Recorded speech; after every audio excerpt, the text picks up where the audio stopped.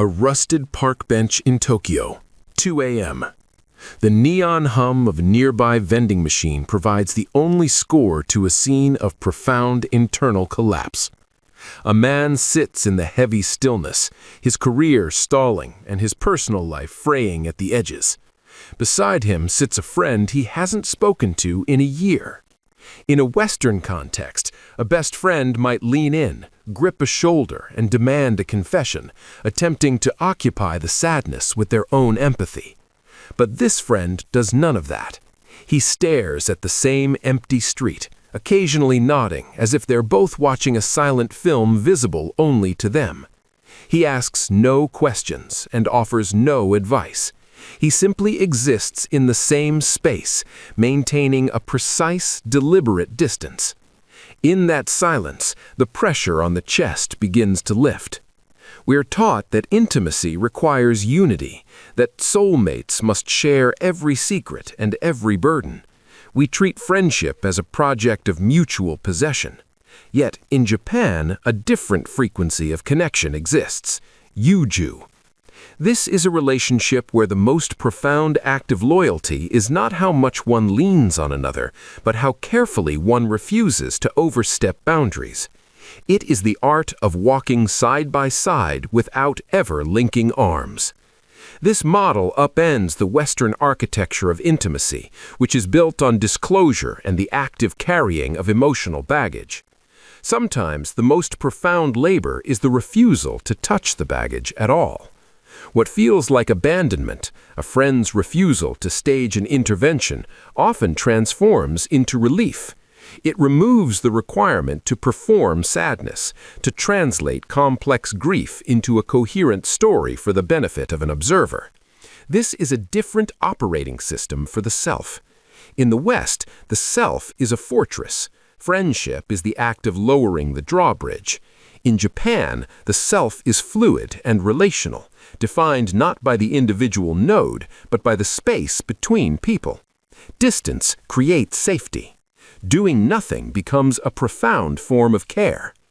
In the crushing urban density of Tokyo, Yuju serves as a survival strategy. Shinjuku Station, the busiest transportation hub on Earth, is a human river where personal space ceases to exist. Here we find Sato-san, an urban planner who manages this human crush professionally. On a Tuesday night, he retreats to a tiny, smoke-filled izakaya in a Shinjuku back alley.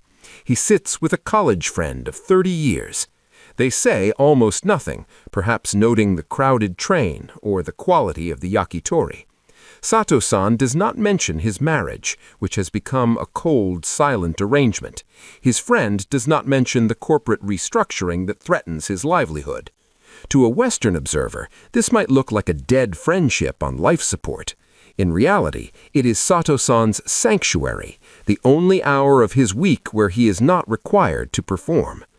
In a high-context culture, meaning is not found in explicit words, but in shared history, nonverbal cues, and the length of a silence. It is the ability to read the air, a task that requires constant hypervigilance. Sato-san spends his day reading his boss's tone and his client's hesitations, burning calories on social analysis. If his friend were to demand an emotional deep dive, it would not be a relief, it would be more labor. By remaining silent, the friend offers the gift of non-performance. The silence is a protective bubble, a way to be together, alone, without the metabolic cost of empathy. Western psychology often follows a hydraulic model. Emotions are steam, and if they are not vented, the pressure cooker explodes. We view the suppression of anger or sadness as toxic.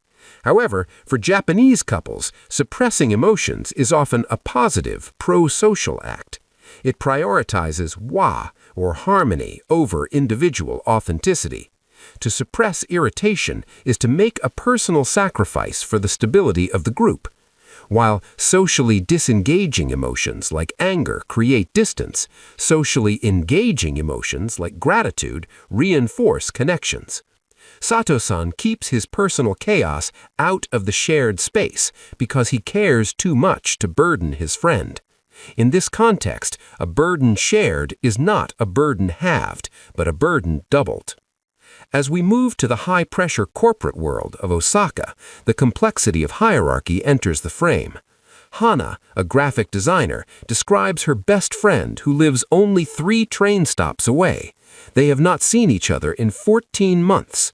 Their communication is a low-voltage pulse, 1 text a month, usually a single cat emoji or a photo of a dessert.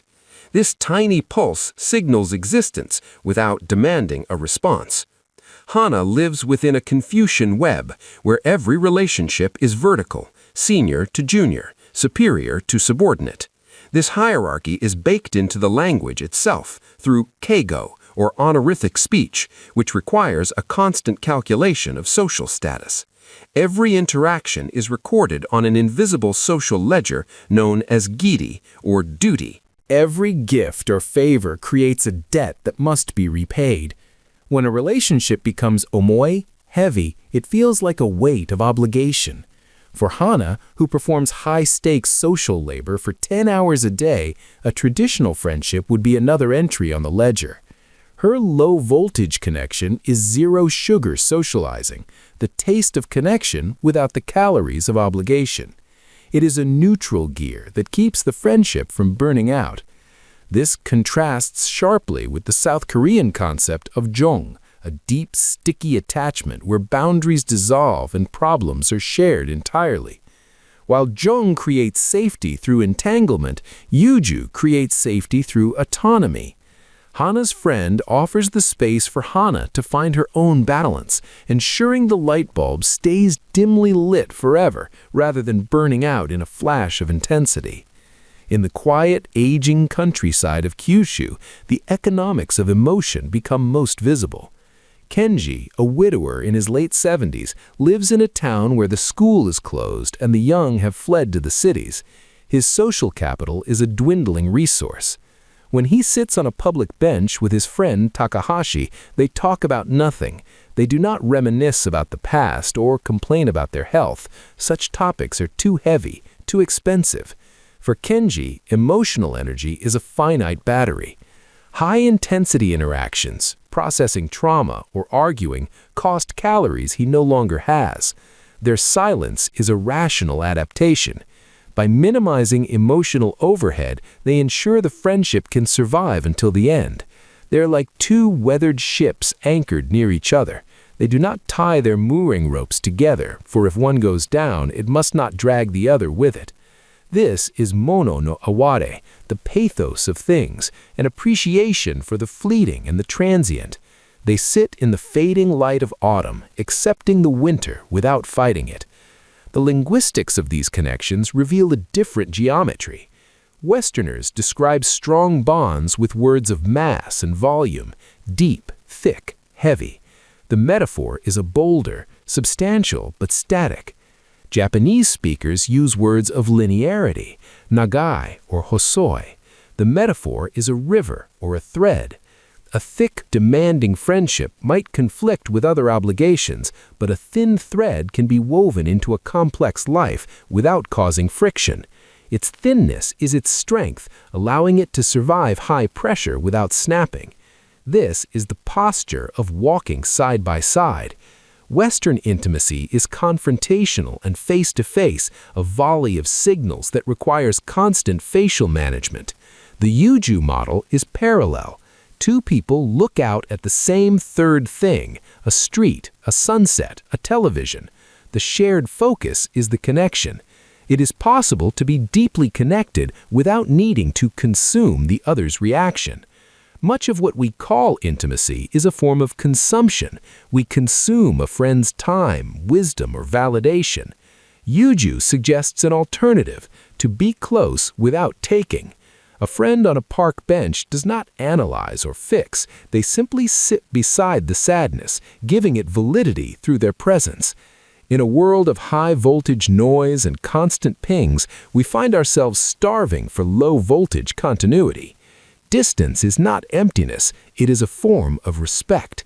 A river flows for much longer than a rock can roll. The highest form of intimacy may not be how much of a person we can hold on to, but how comfortably we can let them be free.